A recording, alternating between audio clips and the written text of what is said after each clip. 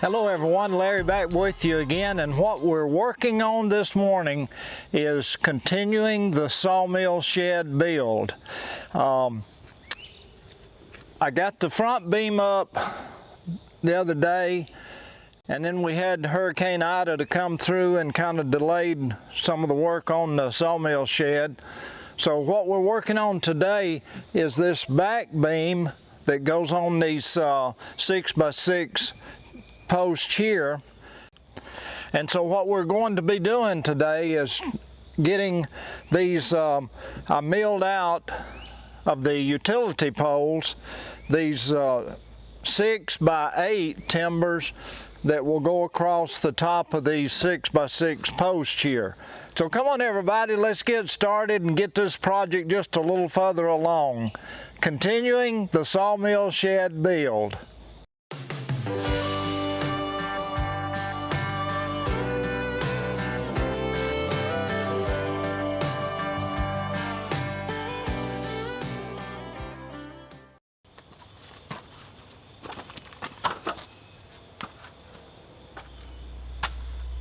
I had put a temporary shelter over the sawmill head, and so in order to do the work on the project I had to take down this shelter.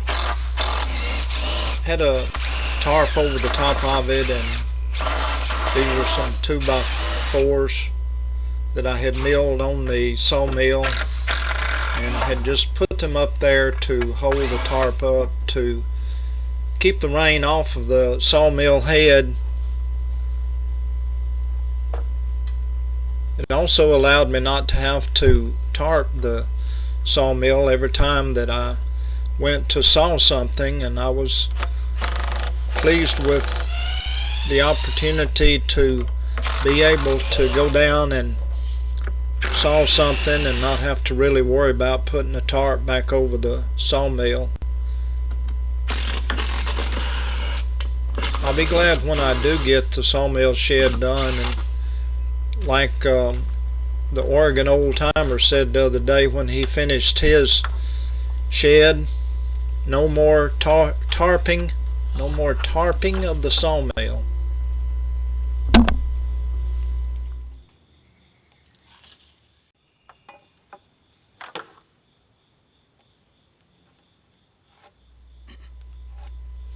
If you remember, I used the laser level to determine a point on all of the posts, and then I measured up from that point on the front post and now here on the back post to determine where I cut them off. I cut these back posts to where that when I put the 8-inch beam on top, the back section of the sawmill shed will be at 96 inches or 8 foot.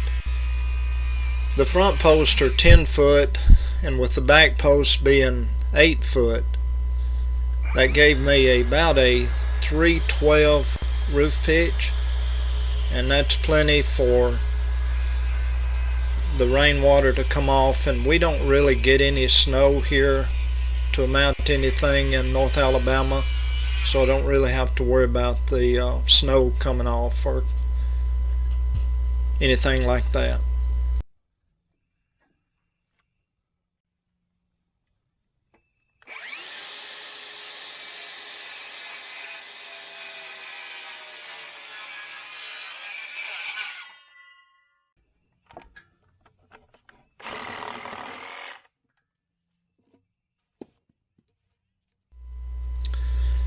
I've got to say that having Little John with the front end loader sure did make things a lot better about sawing these posts off.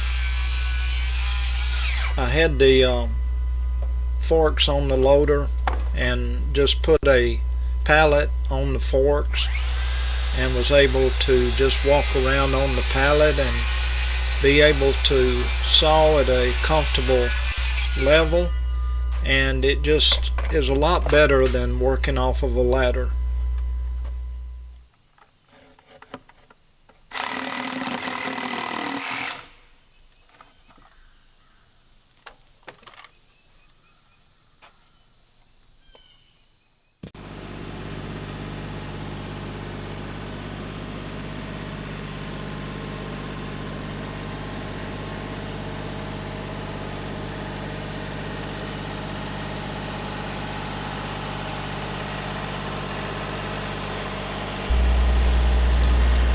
This section of beam that I'm bringing around now was 15 feet long, and I really didn't know exactly how I was going to get it maneuvered around the sawmill shed construction part, but was able to come around okay without any difficulty.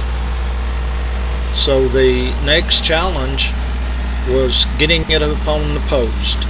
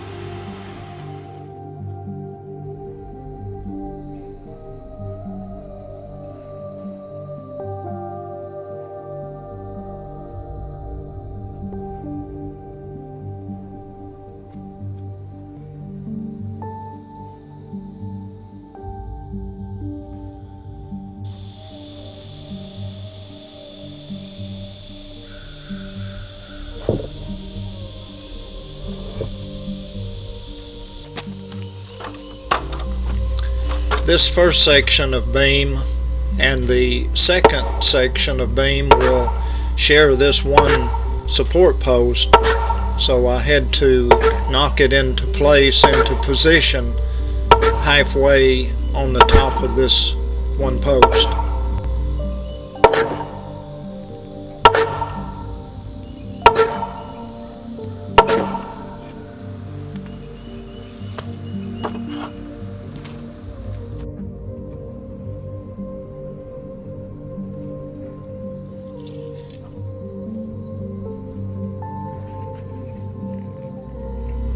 This is the second section of beam that I'm putting up now.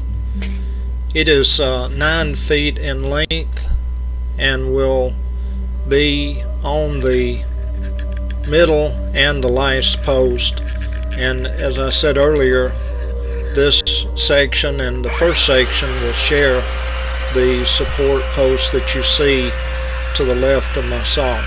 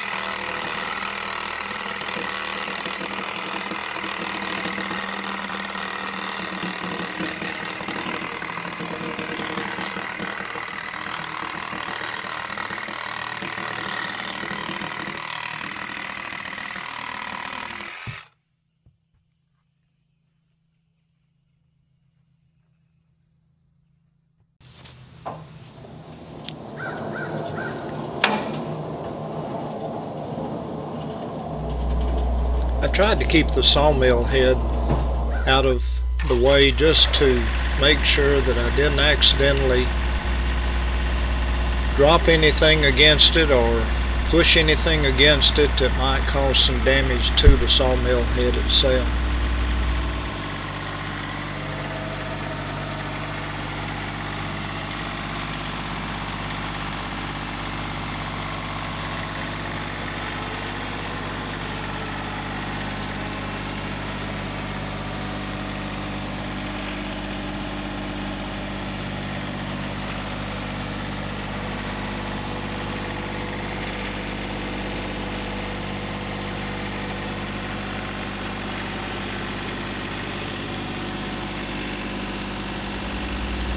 You might ask the question, why didn't I just lift the beam up with Little John and set it on top of the post? Well, the lift height of my 3035D and 200E, or 200E I think it is, front end loader is just not quite high enough to lift it on top of these back posts. Even though they are not quite 8 foot, it still was not lifting high enough to actually put it on top of the post. By putting it out toward the front of the forks, I did extend the lift height a little bit, but what you'll see here in just a minute is the maximum height that I was able to go.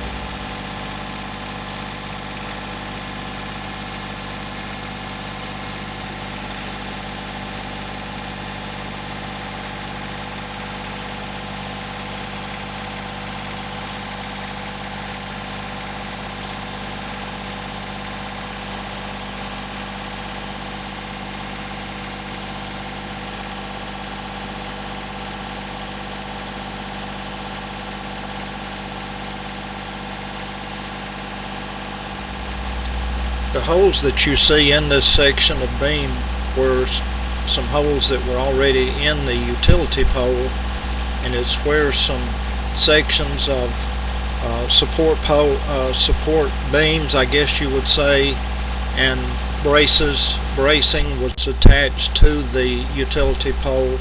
I don't think it will really weaken the structural integrity of the beam any, as wide as the beam is.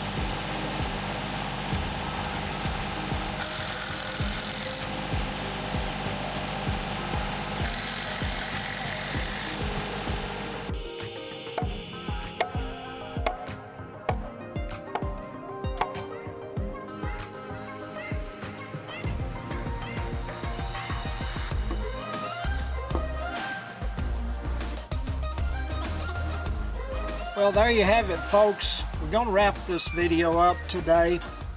I got the second or back beam up, and my dilemma at this point is how to fasten it to the post. I've got some ideas, but I just don't really know which way I want to go with it. I want to thank you for joining us on the channel today. If you liked the video, be sure to give us a thumbs up. As always, share it with a friend on YouTube. And if you're a first-time viewer to the channel, please go ahead and subscribe. ring the bell so that you can get notices of things that we do the next time here on the channel. So until then, this is Larry. Thank you so much, everybody. Have a great one. I'll see you. Bye-bye.